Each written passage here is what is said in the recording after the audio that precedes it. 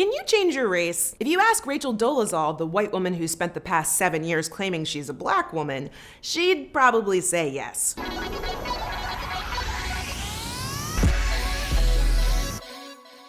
The internet imploded when it was revealed that despite being a white woman, former NAACP chapter president Rachel Dolezal had spent the past 7 years claiming to be a black woman. She even taught classes on the black woman's struggle, complete with a spray tan, box braids, and assortment of curly wigs. But let's get one major thing out of the way. Yes, race is a social construct, which means it's completely invented. In reality, there's nothing that makes one race biologically different from another. You could even say, we're all part of the human race, if you want to be one of those people. While the concept of race is invented, it still plays a huge role in how people are perceived and treated in the world around them, for better or for worse. Race is not just about how you look, what foods you like, or the music you listen to. For people of color, who we are has been shaped by the daily experiences of dealing with stereotypes, discrimination, prejudice, and institutional racism long before we even existed. Race isn't just a personal experience. Who I am as a black woman has been influenced by how my parents were treated, how their parents were treated, and so on and so on.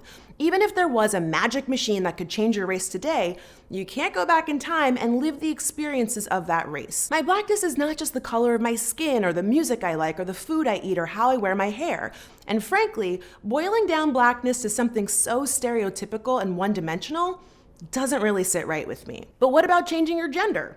Doesn't that mean that you should be able to change your race too? That's a little bit more complicated. For trans people, they have always identified as their preferred gender. As a trans man or a trans woman, they aren't saying their lived experiences are that of a cis man or a cis woman.